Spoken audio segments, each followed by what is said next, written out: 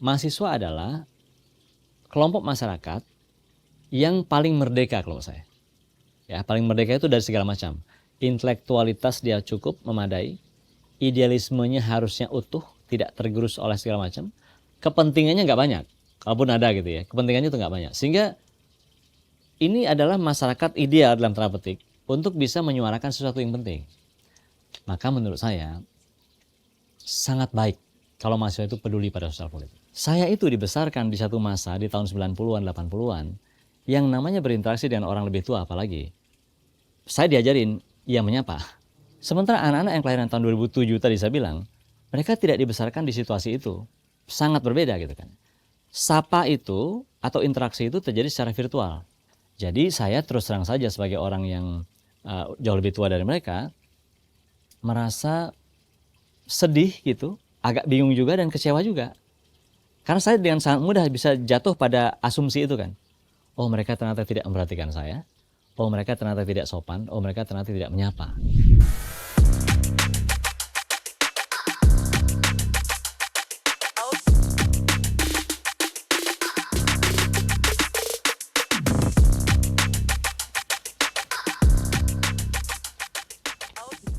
Mas Andi, Siap. sebenarnya selamat datang di Gutok. Terima kasih Sebenarnya Mas. malah kami yang bertamu ini. yang Selamat datang di rumah. Iya, terima kasih udah menerima kami sebagai tamu. Tapi Dengan karena senang ini hati. konten Gutok dan semuanya di awal pasti kita akan bilang selamat datang di Gutok. Sehat Mas. Sehat Mas Febrian. Terima Oke. kasih.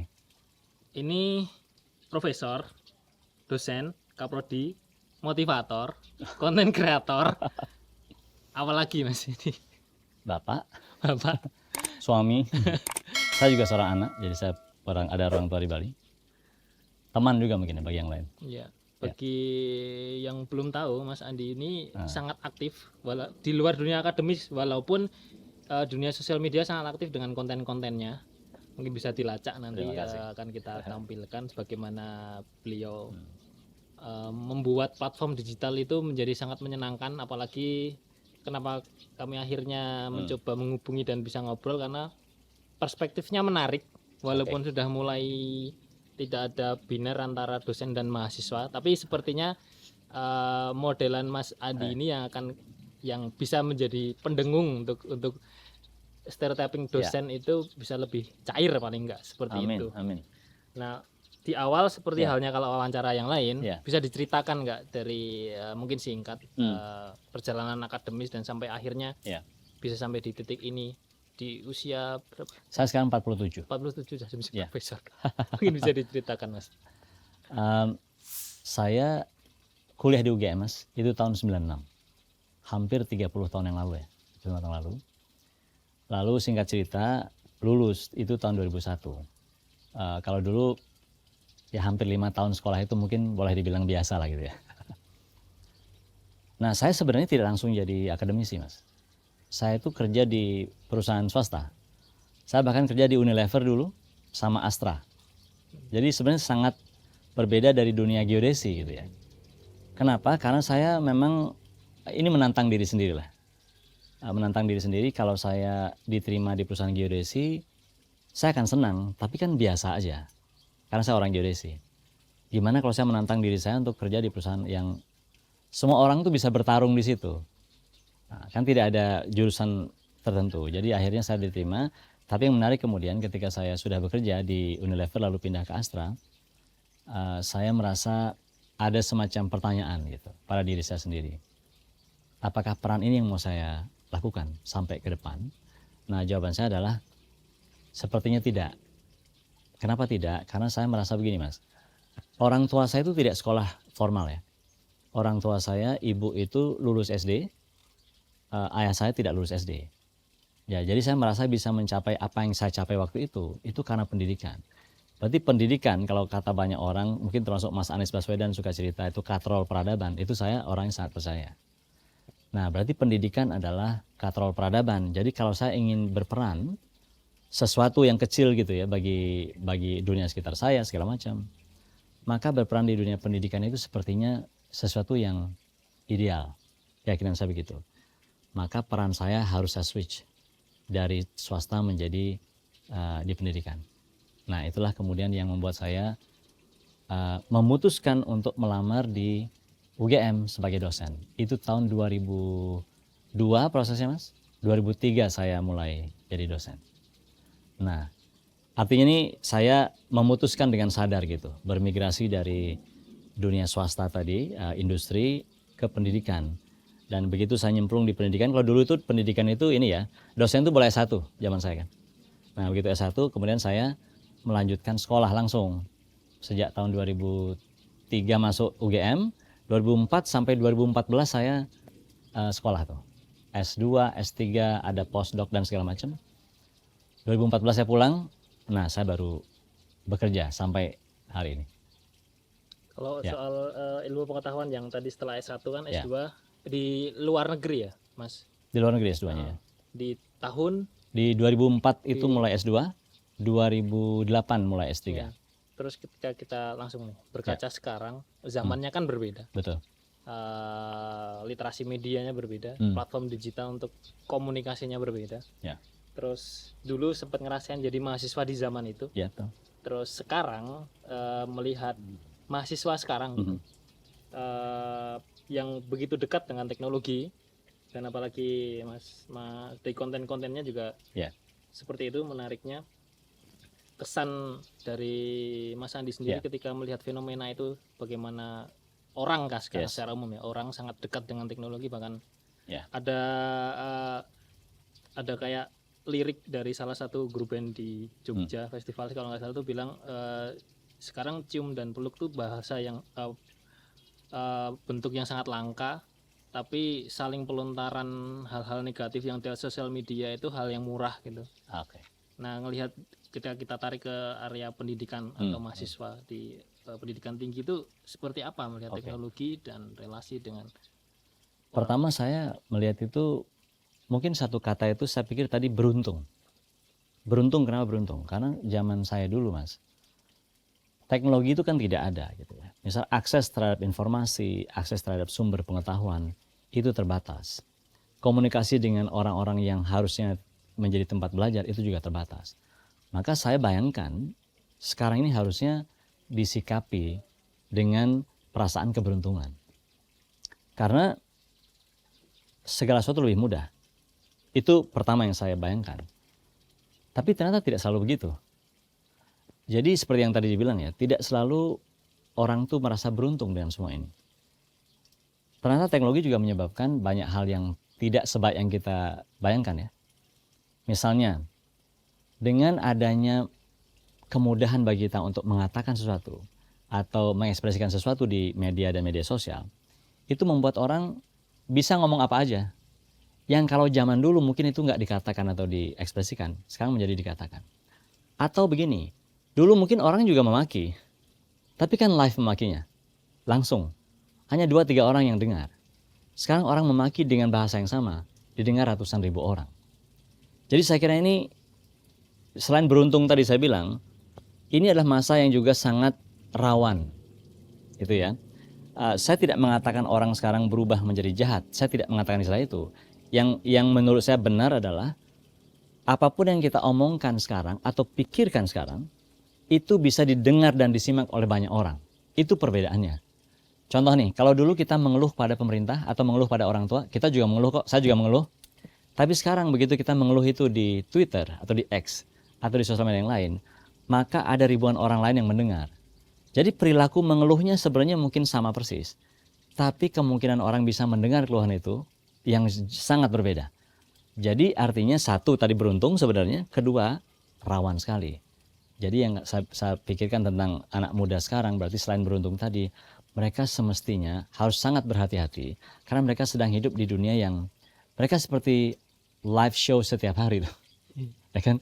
Kalau kita dulu kan live show itu jarang gitu ya. Sekarang live show setiap hari. Berarti harus berhati-hati di dalam mengungkapkan sesuatu dan segala macam. Jadi saya kira dua hal itu yang saya bayangkan sedang terjadi dan sedang dialami oleh para pembelajar hari ini. Berarti kan perkembangan komunikasi itu kan entah dari platformnya, pesannya atau hal-hal yang diantaranya kan cepat sekali ya. Betul. Kalau kita melihat ke kehidupan kampus, pernah ngelihat kontennya Mas Andi yang Hmm. keresahan mungkin itu Ya, yang ya, slide ya. teks itu kalimat ceritain tentang lagi jalan di kampus ketemu mahasiswa, Aha. apakah dosen yang menyapa dulu Oh, iya. atau mahasiswa yang menyapa dulu. Itu kan kayak menarik, dan Iya. fenomena sosial media kan sekarang juga membentuk pola-pola pikiran yang anak sekarang itu Iya. bertegur sapanya jadi kurang Iya. baik, terus Iya. apa. Nah, kalau di kehidupan relasi kampus, kalau kita ngomong ideal ya, seperti apa sih sebenarnya yang Iya. idealnya komunikasi relasi antara dosen dengan mahasiswa Iya. sekarang? Sebelum bicara ideal, saya bicara soal perbedaan sih ya, pertama ya. Yang terjadi kan adalah saya itu generasi X, usianya 47 tahun, berhadapan dengan usia anak saya kan sekarang itu. Anak muda di kampus sekarang itu kan kelahiran 2005, 2004, 2007 bahkan ada. Itu artinya generation gapnya udah jauh sekali, Mas. Nah, jadi perbedaan generasi itu menurut saya itu adalah persoalan paling penting. Gitu ya. Saya tidak akan bicara soal lebih baik lebih buruk nih. Tapi begitu berbeda sekali, maka pasti ada masalah, Mas. Saya tidak akan bilang saya benar, mereka salah ya, atau mereka benar, saya salah. Saya tidak akan bilang gitu. Tapi begitu berbeda, maka masalah muncul. Nah, yang saya bilang tadi soal bertegur sapa. Saya itu dibesarkan di satu masa di tahun 90-an, 80-an yang namanya berinteraksi dengan orang lebih tua apalagi. Saya diajarin ia menyapa. Gitu kan. Kalau kamu ngelihat orang, itu sangat salah kalau kamu tidak nyapa sama sekali misalnya. Seperti itulah saya dibesarkan. Sementara anak-anak yang kelahiran tahun 2007 tadi saya bilang, mereka tidak dibesarkan di situasi itu. Sangat berbeda gitu kan. Sapa itu atau interaksi itu terjadi secara virtual. Jangan kira mereka soliter sendiri itu adalah sendiri, enggak. Mereka sedang ramai di dunia mereka sendiri dan sedang mereka bertegur sapa. Kalau mereka sedang bertegur sapa dan sibuk kan, wajar dong mereka tidak sempat menyapa yang lain. Seperti kita juga di zaman dulu. Kalau saya lagi ada di kerumunan orang, ngobrol sama teman, saya wajar dong kalau saya tidak tahu kerumunan yang lain kan. Nah, ini persis begitu sebenarnya. Cuman satunya kerumunannya itu nggak terdengar suaranya. Kita tidak tahu kalau dia sedang ada di kerumunan gitu, yang lagi di HP-nya itu. Padahal dia sedang ada di kerumunan yang sangat penting bagi dia, sehingga wajar dia melewatkan orang yang lewat ini kan. Seperti saya kemarin bilang. Jadi saya terus terang saja sebagai orang yang jauh lebih tua dari mereka, merasa sedih gitu, agak bingung juga dan kecewa juga. Karena saya dengan sangat mudah bisa jatuh pada asumsi itu kan. Oh, mereka ternyata tidak memperhatikan saya. Oh, mereka ternyata tidak sopan. Oh, mereka ternyata tidak menyapa. Jadi perbedaan inilah yang sebenarnya itu menjadi biang keladi dari persoalan ini gitu. Nah, kalau menurut saya sekarang, saya langsung aja kepada bagaimana solusinya kira-kira gitu ya. Saya menasihati diri saya sendiri seperti yang saya bilang tadi, ini adalah perbedaan saja. Saya tidak boleh buru-buru lompat pada kesimpulan mereka salah, saya benar. Atau sebaliknya gitu.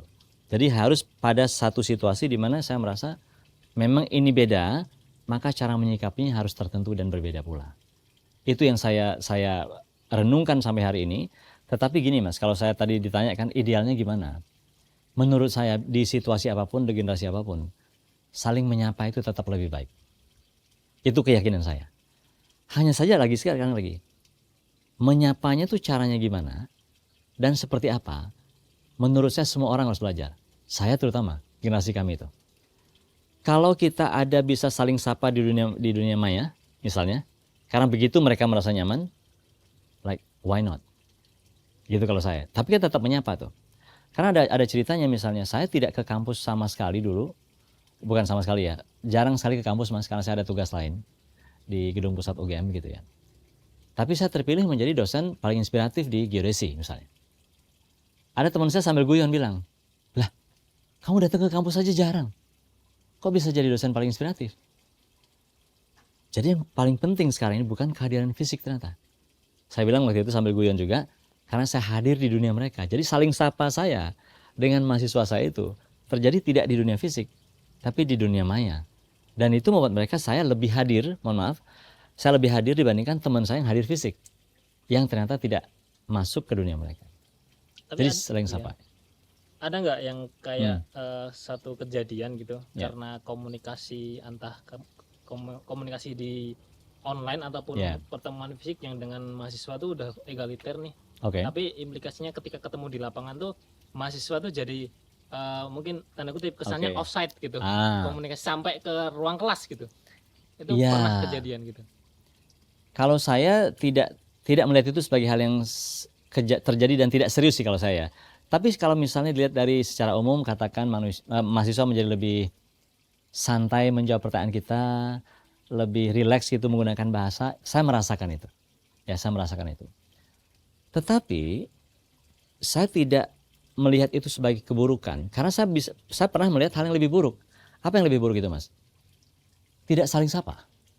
Maksud gini, kalau saya nanya di kelas nih, nggak dijawab, hanya gara-gara mereka khawatir dan takut dan hormat, itu menurut saya lebih buruk dibandingkan mereka agak ngawur ketika berbahasa, agak ceplas-ceplos. Itu menurut saya lebih baik akhirnya, karena saya tahu rasanya saya menderita tidak dijawab di kelas. Itu saya tahu rasanya sangat buruk rasanya ketika mahasiswa saya itu diam, tidak berkata-kata, karena mereka sangat khawatir akan salah dan sangat ingin menjaga agar mereka hormat pada saya. Tapi kelas yang diam itu lebih menyiksa menurut saya. Maka saya biarkanlah mereka menjadi lebih baik rasanya kalau mereka lebih ceplas-ceplosnya. Walaupun dilihat dari kacamata tertentu, ini bisa nggak sopan dia. Ya itu. Ya, ini bisa lihat nggak sopan, tapi saya lihat benefit yang muncul dari situ lebih tinggi, Mas. Dibandingkan mereka bersopan-sopan ria, tapi diam gitu. Ini saya kira adalah soal kalkulasi kita sendiri kan, pilihan. Kalau saya membuat orang lain sopan atau takut sama saya, kayaknya bisa karena saya seorang guru. Tapi kecenderungannya nanti bisa jadi mereka diam. Itu menurut saya lebih bahaya, lebih buruk dibandingkan mereka lebih ekspresif gitu ya. Nah, itu poin pertamanya. Tentu saja kemudian saya juga bilang gini sama siswa saya. Sopan tidak sopan itu sebenarnya relatif ternyata. Tergantung dari masanya, tergantung dari kepada siapa dan dengan siapa kamu berbicara. Kan gitu. Anak muda itu dengan sangat mudah bisa bilang, "Loh, masa gini aja nggak sopan?" Kata mereka, "Oh, ini kan biasa aja." Gitu. Saya hormati statement begitu, karena di kalangan mereka itu diterima, ya kan? Tapi ternyata di kalangan orang lain yang lebih tua itu nggak diterima. Jadi artinya saya bilang begini, sopan santun itu ternyata nggak bisa kita tetapkan sendiri. Kalau menurut kita sopan, itu kita ternyata nggak bisa bersikeras bilang itu sopan. Kalau orang lain anggap nggak sopan, karena ini soal interaksi, saya bilang gitu kan ya. Artinya apapun yang kita pikirkan tentang generasi kita, monggo saya hormati. Tapi begitu kita berinteraksi dengan orang lain, maka sangat bijaksana kalau kita juga mengerti standar mereka. Mungkin bukan semata-mata kita langsung tiba-tiba harus menjadi mereka. Saya tidak mau begitu, saya tidak juga paksa begitu. Tapi akan lebih baik kalau kita tahu, oh standar mereka ternyata begitu, standar saya begini. Yang berikutnya adalah, kamu posisinya apa dalam komunikasi itu? Apakah yang menentukan atau yang ditentukan? Apakah kamu bos di situ atau kamu bukan bos? Itu kan menentukan juga. Kalau kamu adalah orang yang sedang bekerja pada seseorang, yang mungkin hidupmu cukup tergantung kepada pekerjaan itu misalnya, maka tidak bijaksana kalau kamu menjadi selfish, mengatakan bahwa orang saya memang begini kok cara bergaulnya, menjadi tidak tepat itu karena kamu tergantung. Jadi banyak sekali faktor yang harus terlibat. Maka saya bilang kemudian, yang paling aman adalah saya bilang, ketika kamu belum kenal orang, ya sopan. Standar sopan umum yang digunakan orang itu paling aman. Karena kamu kan sedang tidak tahu nih berhadapan dengan siapa dan bagaimana standar mereka. Ketika nanti sudah terjadi itu berjalan baik, baru kamu bisa memilih kemudian kan, melihat kembali, oh ternyata orang ini oke kok diajak guyon, ternyata orang ini diajak, tidak dia panggil Pak nggak apa-apa, panggil Mas nggak apa-apa misalnya gitu kan. Kita akan tahu pelan-pelan. Maka jadi berikutnya memang silahkan diputuskan. Tapi di depan menurut saya yang paling aman adalah standar-standar yang dipercaya banyak orang itu. Jadi kayak soal first impression ya. Jadi Yes. ketika ketemu pertama kali itu yang akan menentukan ke belakangnya. Tapi untuk Saya kira amannya di awal memang sopan betul, gitu. betul sekali. Terus Betul sekali. kan banyak mungkin walaupun nggak tahu sekarang mahasiswa-mahasiswa yang susah nih ketemu dosen cuma buat tanda tangan gitu. Iya, iya, iya. Atau bimbingan gini itu ini itu, atau mungkin kemarin ada berita yang seorang dosen membanting proposal mahasiswanya, saya lihat terus gitu. malah jadi seperti itu. Lah padahal itu si dosen kalau kelihatannya muda ya. Iya, betul, betul. Jadi kan relatif Betul, Mas. betul sekali ya. Relatif kan. Nah itu seperti apa ya menurut Mas Andi Gujana, hal-hal seperti ini gitu, dari mahasiswa ke dosen, dosen ke mahasiswa gitu. Itu menarik sekali Mas. Saya terus ke kasus itu dulu ya. Saya kira itu mahasiswa loh Mbak itu. Karena masih muda sekali dan tentu begini ya, tidak bijaksana kalau saya kemudian menjudge ya, karena saya kan tidak tahu konteks sebenarnya. Konteks utuh saya nggak tahu, jadi saya tidak akan komentar. Tapi mari kita ke hal yang sederhana. Kalau menurut saya itu begini Mas. Katakan misalnya soal tanda tangan tadi, saya mulai hal yang kecil dulu ya, tanda tangan. Tanda tangan itu kok susah banget sih, nyari dosen aja kadang-kadang susah segala macam. Kalau saya melihatnya begini Mas. Pertama, aturan main formalnya seperti apa? Boleh nggak misalnya tanda tangan itu tanda tangan digital? Ya, atau nggak boleh? Ini kan ada aturannya macam-macam kan. Kalau saya pribadi nih, begitu dibilang itu boleh tanda tangan digital, saya udah langsung mengatakan kirim ke saya filenya. Atau kirim ke saya PDF-nya udah. Saya tanda tangan di HP kan gampang sekali itu. Itu selalu saya lakukan. Tapi kalau saya belum tahu, saya pasti tanya, ini tanda tangannya harus basah atau boleh digital? Begitu bilang, digital Pak. Oke, kalau digital langsung. Kenapa? Karena menurut saya, itu menolong semua orang loh Mas. Terutama menolong diri saya juga. Kalau saya merasa belum mengerjakan itu, kan saya pasti terbebani, pasti ingat terus kan. Malam di WA lagi mungkin, atau besoknya dikejar lagi, pasti itu. Jadi saya ingin nolong diri saya dulu. Menolong dengan cara apa? Saya kerjakan dulu kewajiban saya. Nanti nggak ada yang ngejar kan. Mungkin kalau dengan begitu, dia merasa dia tertolong, ya berarti saya bersyukur lah. Cuman sebenarnya kalau begitu tuh saya ingin menolong diri saya dulu. Karena kalau misalnya saya harus bikin janjian sama dia, ketemu segala macam itu pasti repot, semuanya repot. Dan saya ini Mas, tidak jarang saya itu menipu dalam tanda petik ya. Karena saya kan misalnya janji jam 9 nih. Ternyata kesibukan saya yang mendadak itu luar biasa, membuat saya jam 9 belum selesai. Saya terpaksa WA lagi kan. Sorry nih, tolong undur setengah jam. Atau sorry nih, tolong 1 jam. Itu bagi saya justru jauh lebih menyiksa tuh. Maka saya bilang begitu boleh tanda tangan digital, yuk. Begitu boleh bimbingan Zoom, ayo. Kan saya ngukur kan. Kalau skripsi misalnya, kalau skripsinya betul-betul perlu interaksi fisik, saya juga tahu ini fisik. Tapi kalau enggak, kalau yang bidang-bidang tertentu, hal-hal tertentu yang saya pikir, oh ini cukup dengan diskusi online aja bisa, why not? Itu saya lakukan dan mahasiswa saya juga sih semoga mereka cukup nyaman dengan itu gitu ya. Jadi saya melihatnya itu dari semua yang saya bicarakan tadi adalah soal kesepakatan. Bagaimana dosen itu menyepakati komunikasi dan bentuk interaksi. Makanya itu yang dilakukan pertama kali ketika saya mau bimbingan tuh Mas. Misalnya, kalau kamu kontak saya tidak balas selama katakan setengah hari, kamu itu saya wajibkan untuk kontak saya lagi. Begitu saya bilang, karena tugasmu adalah mengejar saya, tugas saya merespon. Tapi mohon maaf kalau saya tidak respon, itu kemungkinan besar karena saya melakukan hal yang lain. Jadi tugasmu, tapi kan gini Mas, begitu kita tidak respon, 30 menit aja, udah ketumpuk kan. Nah saya bilang, kalau nanti udah sampai 30 menit nggak ada, kamu kontak saya lagi, jangan merasa bersalah mengejar, itu memang tugas saya. Nah begitu saya kasih tahu kalimat begitu di depan, segala sesuatunya menjadi jauh lebih mudah. Gitu. Saya tidak bilang saya sempurna, saya kadang-kadang juga masih tidak tepat gitu ya merespon karena soal waktu dan segala macam, atau mungkin juga saya lalai, saya harus akui itu. Tapi at least saya tidak pernah marah gara-gara dikontak misalnya. Udah dikontak 2-3 kali, saya akan memutuskan untuk tidak usah marah, tidak usah cranky gara-gara itu. Karena memang bagi saya ya itu cara yang normal aja gitu sih. Oke. Ya. Ini soal indikator Mas. Semoga ada indikatornya, tapi kalau kita mungkin ada perspektif lain. Indikator seorang dosen ke mahasiswa dan mahasiswa pada dosen dalam penggunaan literasi digital media ini. Kan mulai banyak OpenAI lah. Jadi ChatGPT dan itu mungkin walaupun udah ada aplikasi untuk mencek ulang gitu. Nah, ada nggak sih kayak indikator-indikator untuk dosen atau mahasiswanya terkait memitigasi informasi yang kredibel atau enggak, entah dari karya ilmiah atau dari apapun yang bersifat akademis itu seperti apa?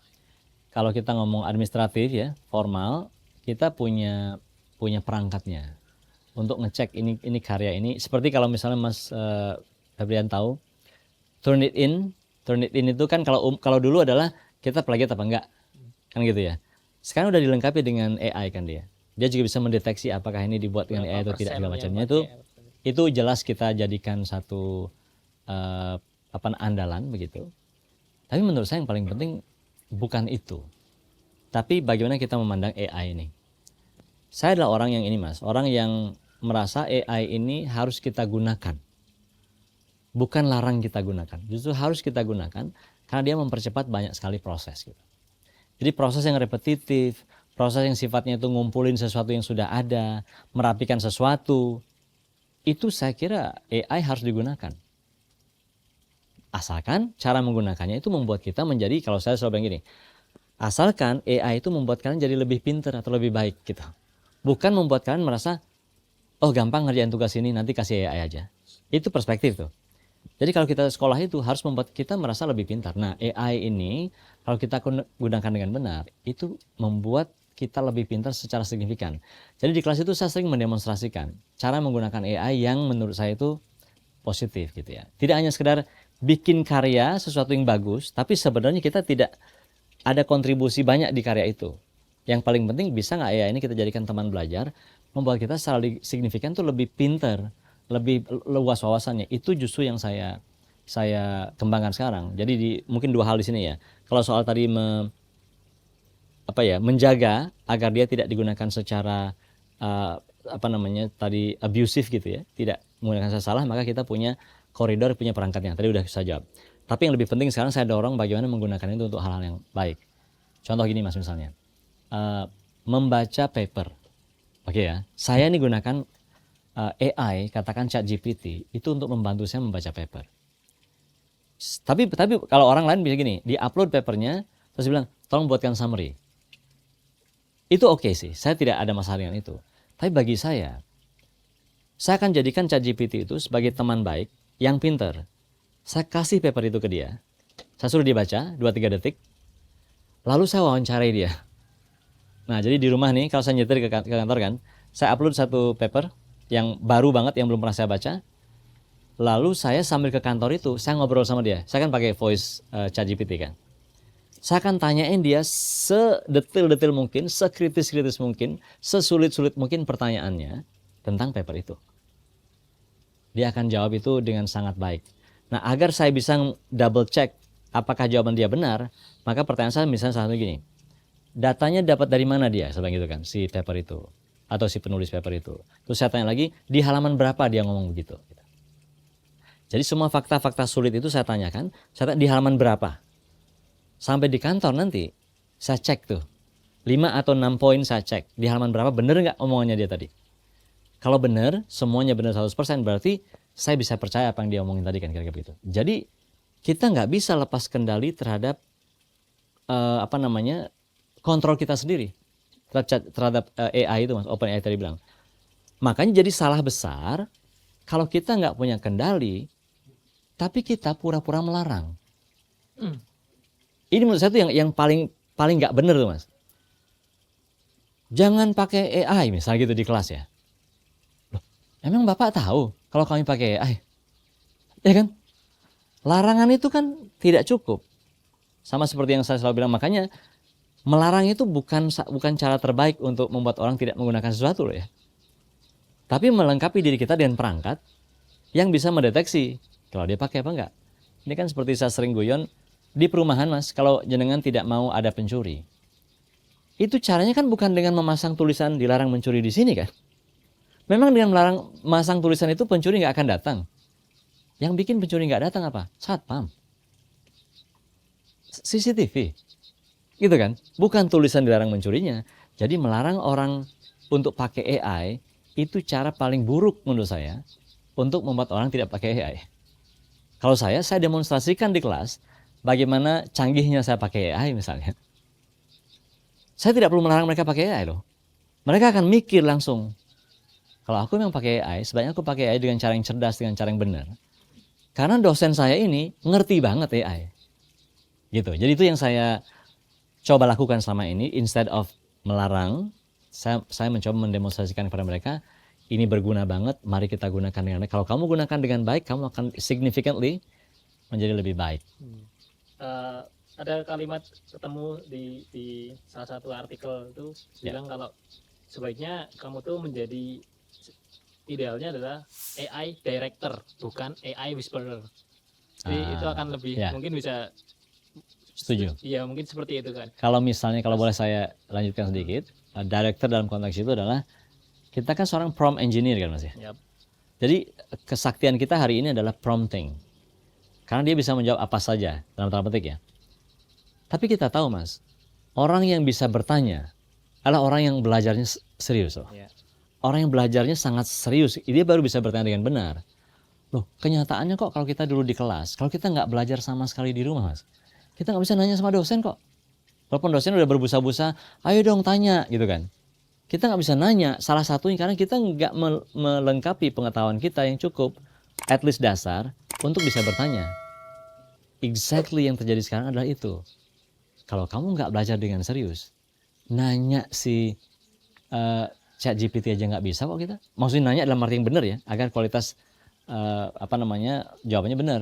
Jangan hanya sekedar nanyanya gini, tolong buatkan saya paragraf sehingga dosen saya pun tidak tahu kalau ini ChatGPT ya.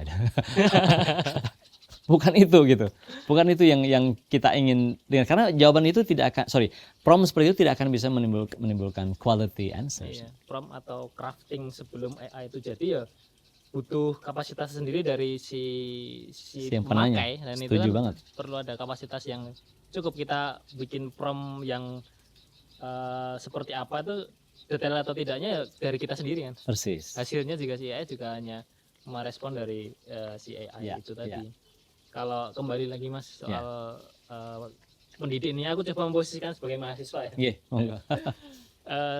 Kalau dari Mas Andi sendiri itu seperti apa kalau sekarang dosen-dosen, walaupun sekarang dosen udah mulai banyak yang mulai soal fleksibilitas komunikasi, kembali lagi kayak gitu. Dosen yang baik kalau kita ngomong, entah nanti ideal atau seperti apa relatif, sebaiknya itu seperti apa sih kalau untuk kepada mahasiswa gitu? Pertama yang tidak bisa ditawar menurut saya, kapasitas Mas. Kemampuan intelektual itu nggak bisa ditawar sih kalau dosen. Dalam arti begini, kalau kita memilih jadi guru, maka memang sebaiknya kita belajar terus agar kapasitas intelektual kita itu benar. Nah, itu nomor satu tuh. Nomor dua, kita harus menyadari dunia berubah ini. Itu kan sebenarnya nyambung sama yang tadi kan. Kalau saya adalah dosen yang gemar sekali belajar, melihat segala perkembangan dalam rangka meningkatkan kapasitas saya, itu kan saya tidak langsung juga saya tahu perkembangan dunia kan Mas. Termasuk bagaimana anak muda ini menggunakan media. Nah, begitu saya tahu, jadinya saya kemudian lebih terbuka untuk menerima berbagai macam sudut pandang, berbagai macam pendekatan gitu. Jadi nomor satu, meningkatkan kapasitas. Kedua, open minded, be open minded gitu. Terbuka dengan segala macam perbedaan itu, dengan kebaruan itu. Nah, kemudian begitu berikutnya, ini adalah memberi ruang berkarya kepada mereka.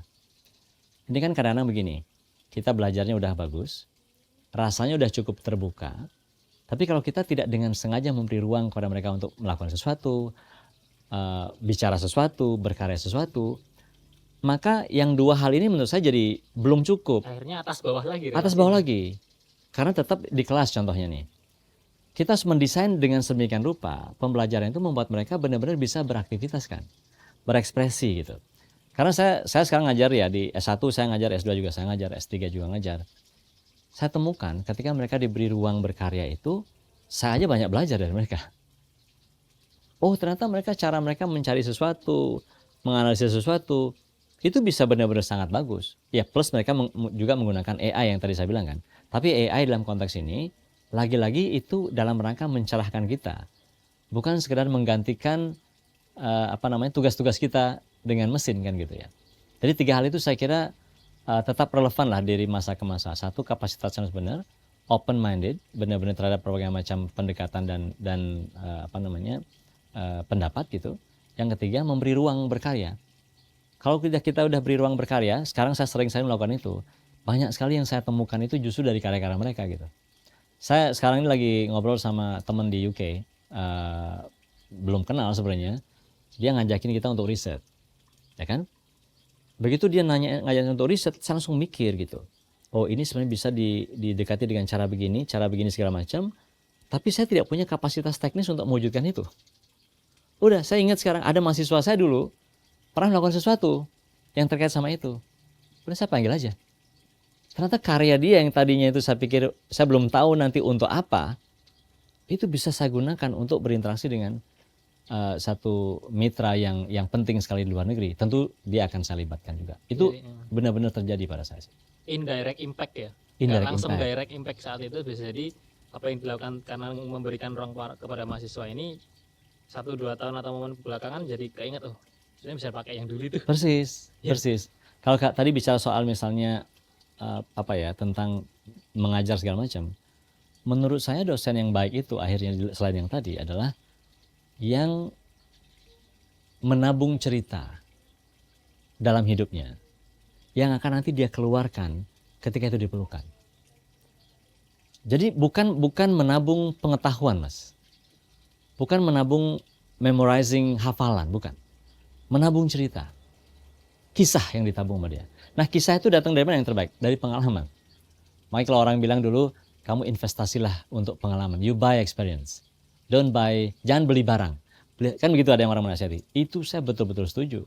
Bagi seorang dosen kayak saya, jauh lebih confident bercerita sesuatu atau ngajar dengan pengalaman, Mas. Bukan dengan teori yang saya baca puluhan tahun, apalagi teori yang saya baca tadi malamnya gitu ya. Dan PPT-nya itu terus berapa mahasiswa Exactly. angkatan pakai terus gitu. Pagi terus gitu kan ya. Kemudian ditambahkan dengan pengalaman itu yang akan memperkaya. Mungkin kalau kita di teknik mungkin umumnya PPT itu relatif agak sama karena kan ngomong rumus, ngomong metode lebih tetap ya. Tapi pengalaman terhadap objek itu atau terhadap topik itu harus kaya. Karena kalau nggak gitu akan kering sekali. Jadi dosen yang baiklah dosen yang menabung cerita. Cerita yang terbaik itu datang dari pengalamannya sendiri. Slip-slipan kasih meme, slip-slipan kasih lagu Yes. FYP atau apa ini. Walaupun itu slide-nya tetap sama dari dulu teorinya. Itu Betul. kalau dari POV-nya dosen. Nah, kalau sekarang dari seorang dosen melihat mahasiswa nih, Ya. seperti apa baiknya atau kembali lagi ya relatif. Seorang mahasiswa atau perkumpulan mahasiswa itu menangkap fenomena sosial politik, Mas. Sosial politik. Ya. Oke. Bisa dalam kampus Ya. atau dari luar kampus. Saya ingat masa saya ketika muda, saya adalah seorang aktivis boleh saya bilang. Saya ketua OSIS di SMA, SMP juga, kemudian ketua keluarga mahasiswa Hindu di UGM. Nah, ketika reformasi, saya tuh jadi ketua keluarga mahasiswa Hindu, jadi ketua organisasi lah. Di samping saya aktif di himpunan mahasiswa, kan begitu ya. Kesimpulan saya satu, mahasiswa adalah kelompok masyarakat yang paling merdeka kalau saya. Ya, paling merdeka itu dari segala macam. Intelektualitas dia cukup memadai, idealismenya harusnya utuh, tidak tergerus oleh segala macam. Kepentingannya nggak banyak, kalaupun ada gitu ya. Kepentingannya itu nggak banyak. Sehingga ini adalah masyarakat ideal dalam tanda petik untuk bisa menyuarakan sesuatu yang penting. Maka menurut saya sangat baik kalau mahasiswa itu peduli pada sosial politik. Itu kesimpulan dan saran saya. Saya ngomong gini sekarang mungkin langsung saya kasih contoh aja. Anak saya sekarang lagi di Belanda, Mas. Lagi pertukaran mahasiswa. Dan dia demo di sana. Demo yang kemarin itu. Dan dia selalu minta izin kan sama saya kan, karena kalau di sana kan mungkin agak tertib demonya ya. Harus mendaftar, harus menulis siapa nanti kontak emergensinya segala macam. Dia tulis nama saya, dia bilang jenengan kalau sebagai seorang ayah tentu tahu, seorang bapak itu ketika anak gadisnya minta izin demo, itu sangat tidak mudah untuk mengatakan iya. Apalagi dia di seberang benua sana. Tapi bagi saya akhirnya bilang begini, saya adalah juga orang yang lahir di kancah seperti itu dulu. Saya tidak bisa bayangkan kalau orang tua saya di masa itu melarang saya melakukan itu gitu. Maka saya kemudian setelah berpikir sesaat langsung mengatakan iya. Silahkan tulis nama ayah, lakukan dengan baik. Intinya begitu. Nah, artinya kan apa yang saya omongkan tadi tentang mendukung itu, saya wujudkan untuk anak saya juga, Mas. Mungkin itu adalah aksi paling jujur mungkin dari seorang bapak gitu ya. Kalau saya hanya sekedar menasihatin anak-anak orang lain untuk peduli, mungkin orang boleh bertanya pada saya. Tapi kalau saya kasih nasihat itu buat anak saya kira itu solid lah pandangan saya bahwa memang menurut saya anak-anak muda itu harus peduli. Ini kan macam-macam pendapat tentang itu kan ya. Kalau saya tetap merasa anak muda harus peduli, tapi soal caranya bagaimana kita bisa diskusikan. Saya sangat tidak setuju dengan tindakan-tindakan anarkis ketika demo itu clear kalau saya. Tapi bahwa menimbulkan kegaduhan suara, dalam arti orang aktif menyuarakan sesuatu, bising segala macam, itu bagian dari game yang sedang kita mainkan memang. Nggak bisa kita harapkan demo itu sangat-sangat tertib gitu kayak tanpa suara. Ya suara adalah bagian dari gimana orang secara psikologis merasa terganggu. Kan ketergangguan itu membuat orang kemudian berpikir kan. Kalau saja aktivisme itu tidak menimbulkan gangguan sama sekali, saya khawatir nggak akan ada respon, nggak ada gangguan sama sekali kok. Jadi gangguan itu memang harus ada di dalam sebuah aktivisme gitu. Cuman gangguan-gangguan seperti apa itu kita bisa bicarakan seperti yang bilang tadi. Jangan merusak sesuatu yang memang berguna buat publik. Itu pasti. Tapi membuat bising, membuat orang menjadi tidak nyaman dalam arti pemerintah atau siapapun yang kita lagi tuju, itu bagian dari perjuangan itu sendiri kalau menurut saya. Ya. Terlepas itu yang bakar atau yang rusak siapa, yang jelaskan itu representasi dari unjuk rasa tadi itu ya. Ya kalau saya seperti yang saya bilang tadi, I say no to that karena dia merusak public facilities. Tapi bahwa demo dan gerakan itu pasti menimbulkan kebisingan, itu keniscayaan. Saya tidak akan mengatakan jangan bising sama sekali, nggak mungkin lah. Orang justru itulah yang membuat orang kemudian menyadari atau ya, kan? tersadar. Unjuk rasa. Gitu. Rasa yang harus dia ekspresikan. Oke Mas, berikutnya ini aku mau nanya perspektif lagi soal bisa nggak sih ilmu pengetahuan itu yang salah satu faktor yang dominan untuk memajukan bangsa dan ngelihat ekosistem pendidikan tinggi di Indonesia ketika S2 S3 di luar ya, yang mungkin secara kualitas pendidikan mungkin beda dengan pendidikan tinggi di sini gitu.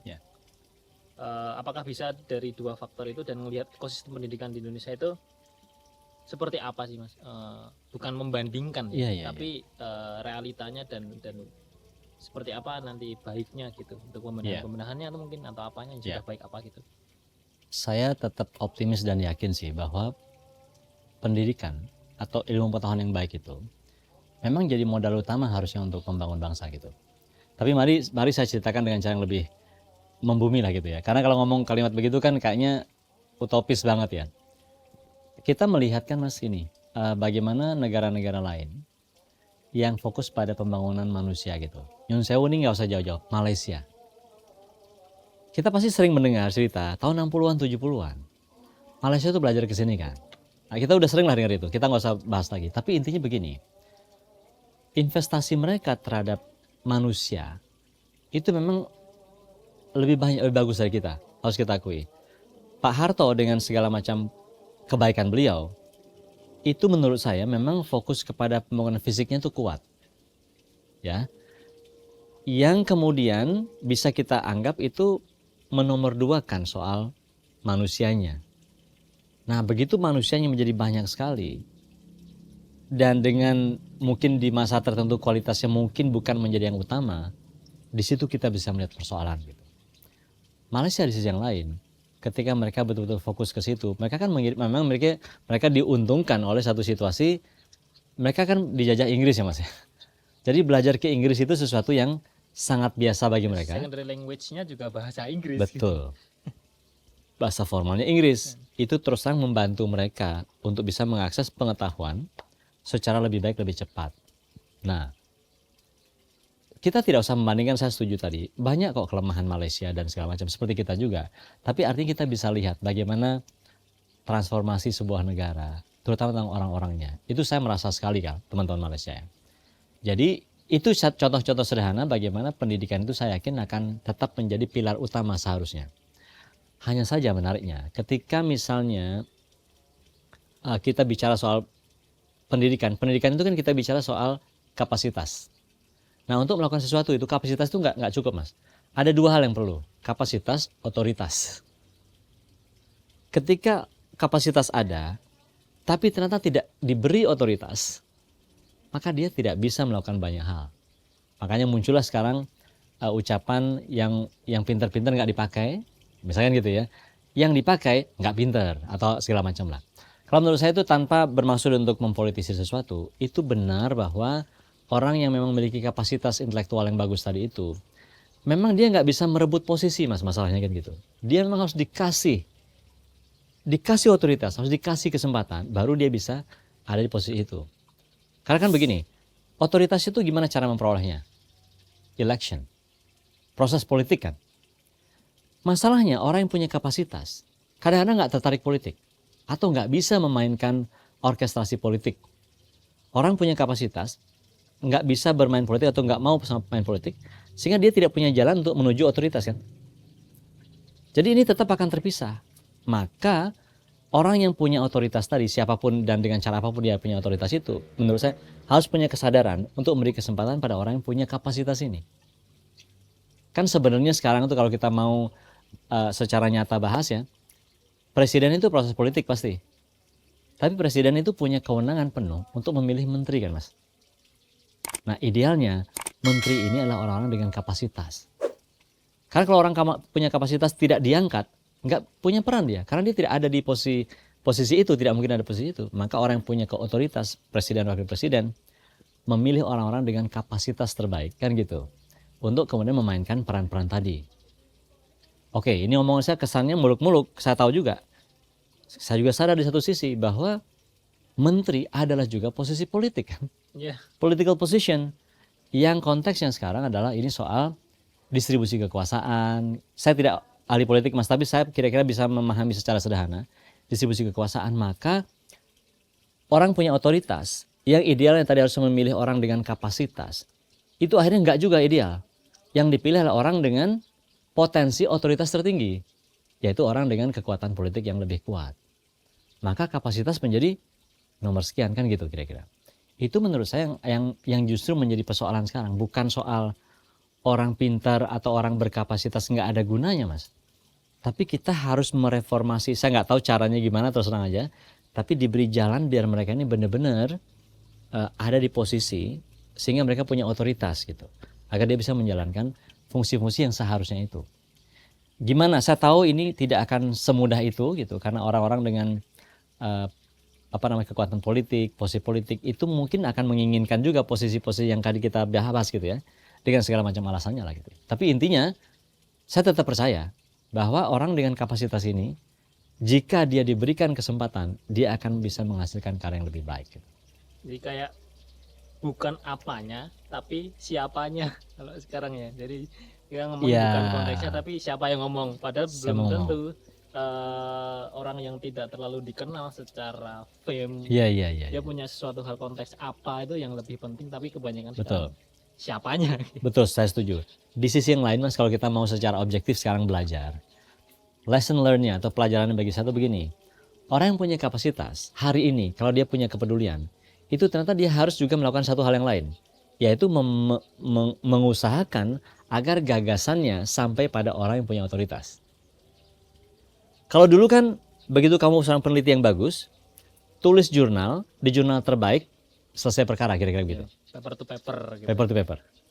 Tapi sekarang ternyata ketika paper itu bukan lagi menjadi rujukan utama bagi si pembuat kebijakan yang punya otoritas tadi, maka tugasnya si yang punya kapasitas ini membawa itu secara langsung kepada orang yang memiliki otoritas yang bisa membuat kebijakan. Nah, itu menurut saya suka atau nggak suka, itu adalah challenge yang sekarang kita hadapi. Maka kalau menurut saya, kalau ada orang menasihati, kalau kamu adalah akademisi, maka sebaiknya kamu juga belajar atau kamu juga berbuat sesuatu yang terbaik agar bisa pengetahuanmu ini sampai kepada orang yang bikin kebijakan. Itu saya setuju somehow. Jadi tugas kita sekarang memang jadi lebih repot gitu. Kalau dulu nulis jurnal aja cukup, seminar di conference cukup, sekarang sepertinya nggak cukup. Karena kalau kita memang benar-benar mau pengetahuan kita ini mewarnai kebijakan, maka kita harus mengusahakan ke situ. Dengan cara-cara yang baik tentu saja gitu. Kalau saya seharikan itu, kalau kami selalu percaya pada data. Data yang baik itu kalau diolah jadi informasi dia. Informasi yang baik kalau dikumpulin jadi pengetahuan dia, knowledge. Tapi pengetahuan ini nggak akan berdampak besar sebelum dia menjadi policy atau kebijakan. Nah, memastikan pengetahuan kita ini turut mewarnai kebijakan, itu mau tidak mau harus berinteraksi dengan policy makers yang punya otoritas. Bridgingnya nggak cuma sekedar ilmu pengetahuan, tapi policy mungkin. Exactly. Politik, mungkin yang bisa menjadi jembatan. Karena kan begini mas, begitu ada pengetahuan, kan pengetahuannya tidak langsung bermanfaat bagi masyarakat mas. Sebelum dia diterapkan kan. Contoh yang sering saya pakai itu gini, kalau kita mau di rumah itu tanpa banjir, kita sebaiknya bikin biopori kan mas, tahu ya? Ya. Biopori itu kan sudah proven sebagai ilmu kan. Tapi kapan penduduk seluruh Jogja ini akan menerapkan biopori? Itu ketika dia suruh kan. Ketika ada aturan yang mengatakan kalau mau bikin rumah wajib bikin biopori, kalau enggak nanti tidak kami kasih izin. Ya. Betul kan? Jadi yang membuat dia bikin biopori bukan pengetahuannya Mas, tapi aturan. Jadi pastikan aturan ini diwarnai oleh pengetahuan yang baik. Itu tugas akademisi. Untuk lembaga kampus sendiri pun juga kan terlindung dalam sebuah sistem negara kan. Negara Ya. mungkin kampus sendiri, bahwa kalau kita masih dalam lingkaran ilmu pengetahuan bisa menjadi salah satu faktor mengajukan bangsa. Nah, pendidikan tinggi atau kampus-kampus ini sebaiknya seperti apa mereka untuk terus mengimprove sendiri atau mengimprove secara kualitas ataupun kuantitas dari mahasiswa seperti apa biar supaya nanti ke depannya gitu gimana? Idealnya kan kampus itu menjadi satu, dia harus independen dalam arti mengembangkan ilmunya itu benar-benar merdeka, tanpa tekanan, tanpa pesanan gitu ya. Saya kira itu harus kita usahakan ke situ. Makanya kemudian pendanaan yang baik, tanpa dia akan bergantung kepada donor-donor yang mungkin nakal misalnya, itu kan harus kita jamin. Karena kalau enggak dia akan cari donor-donor yang punya interest Mas. Maka risetnya kan menjadi tidak independen lagi. Jadi independensi kampus itu harus kita jaga dan dijaganya itu secara bersama. Negara harus ada di situ. Itu nomor satu. Tapi independensi itu jangan disalahartikan sebagai suatu tempat yang eksklusif. Tidak tersentuh oleh dunia luar. Karena kadang-kadang saya juga merasa karena kita mau independen, kita jadi ada di Menara Gading. Ya, terus eksploitatif juga nanti ke situ. Artinya selain itu akan berjarak tuh. Kampus itu jadi berjarak dengan kenyataan.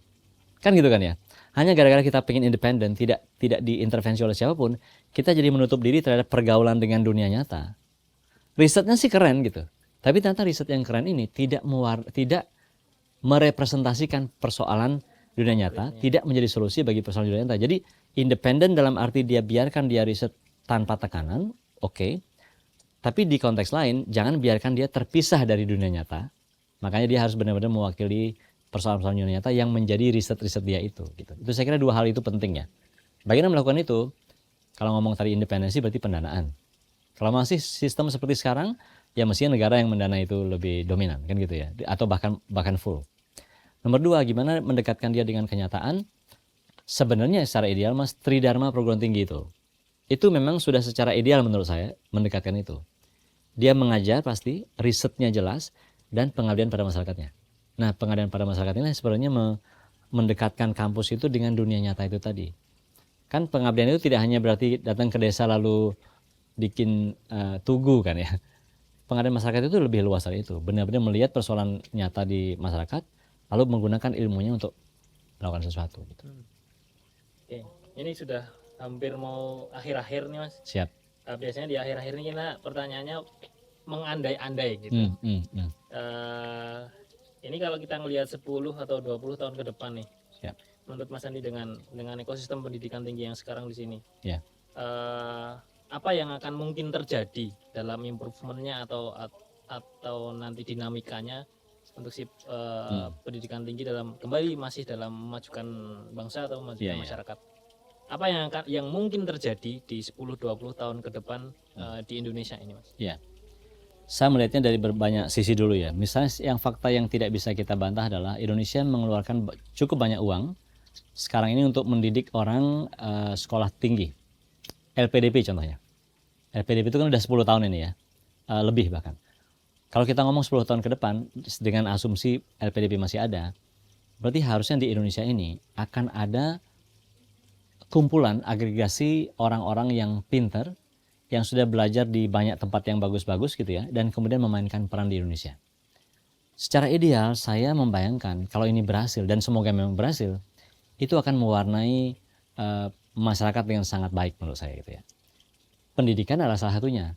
Karena nanti dengan beasiswa itu tadi, berarti dosen-dosen dan penggerak pendidikan itu harusnya dia adalah orang-orang yang tidak hanya pintar, tapi well exposed gitu oleh dunia luar gitu ya. Nah sehingga nanti berarti cara-cara belajar, pendekatan riset segala macam itu semestinya akan jauh lebih baik dari sekarang, yang harapannya berarti memproduksi hal-hal yang lebih lebih baik juga untuk menyelesaikan persoalan. Itu adalah optimisnya nih Mas ya. Tapi kan kita bisa lihat juga dari hal yang lain kan. Pendidikan sekarang mungkin banyak orang setuju, lebih mahal. Kan? Menjadi lebih mahal gitu. Nah, begitu menjadi lebih mahal, maka dia menjadi elit tuh. Ya kan kaum yang bisa mendapat pendidikan lah kaum elitis. Nah, saya terus terang khawatir dengan pertambahan penduduk yang signifikan meningkat, tetapi akses pendidikan itu tidak sesignifikan itu meningkatnya dibandingkan peningkatan penduduk, maka proporsi orang yang memiliki pendidikan cukup dengan orang yang mungkin kurang pendidikannya itu akan makin lebar gapnya atau makin buruk proporsinya. Kalau proporsi makin buruk, apa yang terjadi? Yang terjadi ya bonus demografi yang kita idam-idamkan mungkin nggak tercapai. Kalau bonus demografi itu kan secara sederhana begini, ketika anak muda yang usia produktif jauh lebih tinggi dibandingkan orang tua atau bayi kan gitu kira-kira. Kan idealnya nih bisa jadi hal yang positif. Tapi kalau seperti tadi kejadiannya, orang-orang muda yang harusnya menjadi orang yang produktif ini ternyata tidak mendapat akses pendidikan yang baik, maka yang terjadi bukan kumpulan orang-orang produktif, tapi kumpulan orang-orang yang menjadi beban. Dia muda, tapi jadi beban. Jadi instead of bonus demografi atau demographical bonus, kita mungkin akan menghadapi atau bisa jadi kita menghadapi saya nyebutnya itu atau orang nyebutnya demographic disasters. Jadi bukan bonus demografi tapi bencana demografi. Karena secara jumlah banyak, memang muda, tapi muda dengan kapasitas yang tadi tidak seperti seharusnya. Nah saya sih kalau ditanya harapan, saya tidak berharap begitu. Tapi kalau kita salah cara mengelola pendidikan di hari-hari ini, 10-20 tahun ke depan kita bisa jadi menghadapi situasi yang tidak kita inginkan. Oke. Two last questions. Jadi hampir sama, tapi ini lebih umum terkait Indonesia. Ini semua kami tanyakan ke semua narasumber. Kalau kita parameternya dari proklamasi 1945, jargon 100 tahun Indonesia kan 2045, tinggal 20 tahun lagi ya. Kembali ini mengandai-andai. Tadi harapannya mungkin udah di tahun itu Mas, 20 tahun lagi. Anak yang sekarang lahir besok udah mau S1 itu, yang lahir sekarang. Apa yang akan terjadi di Indonesia tahun itu Mas? Wow. Kalau saya masih hidup ya Mas ya, misalnya, saya akan masih jadi dosen, itu yang pasti. Amin ya, amin. Artinya saya tidak bisa ngomongnya ngawur nih, karena saya adalah orang yang tetap ada di permainan itu kan. Saya mungkin tetap akan harusnya berkontribusi. Jadi harapan saya tuh begini.